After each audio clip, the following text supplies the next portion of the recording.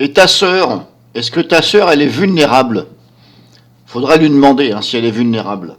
Au niveau de l'envoi automatique d'échantillons à Microsoft. Hein, donc, et ta sœur, est-elle vulnérable?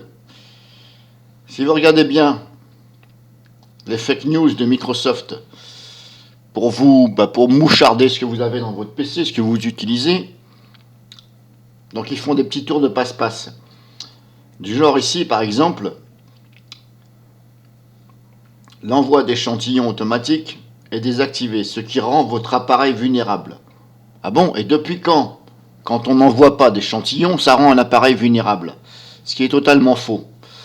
Alors pourquoi ils vous mettent que ça rend votre appareil vulnérable? Parce qu'ils veulent que vous envoyiez les échantillons de ce que vous faites. Parce que si vous êtes quelqu'un de malveillant, eh bien, ils vont tout de suite vous retrouver avec votre IP, etc. Donc moi, personnellement, j'ai désactivé l'envoi d'échantillons, parce que de toute façon, quand Microsoft Windows Defender se manifeste, donc ça veut dire qu'il a déjà les codes malveillants. Il les a déjà, puisque il les détecte. Donc pourquoi dois-je envoyer ce fameux échantillon avec ces codes malveillants, puisque vous avez déjà ces codes malveillants? Vous voyez ce que je veux dire? Donc Microsoft, réfléchissez un peu à vos tours de passe-passe, parce qu'on n'est pas tous cons. Hein. Qu'est-ce que j'avais vu encore? Après, comme je vous dis, hein, libre à vous d'activer l'envoi d'échantillons. Moi, je n'envoie pas d'échantillons, comme je vous dis, parce que ils les ont déjà. Si c'est détecté, ça veut dire qu'ils ont déjà ces codes malveillants. Donc, nul besoin d'envoyer ces échantillons. Moi, pour moi, de mon avis, c'est pour moucharder ce que vous faites. De toute façon, vous savez, même sans ça, ils mouchardent. Hein. Parce que tout ce que vous téléchargez, voilà, votre IP en dit beaucoup, etc. Bref, voilà.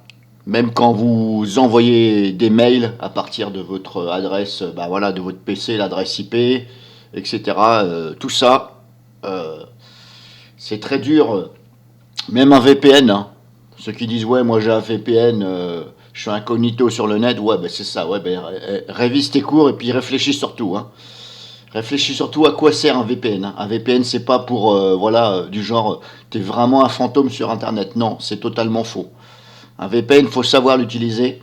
Il ne faut pas l'utiliser comme ça tout le temps. Donc, qu'est-ce que je voulais dire d'autre? Pour l'instant, c'est tout. C'est ce que j'ai vu. Alors, ce qui est un peu chiant, agaçant, c'est que sans arrêt,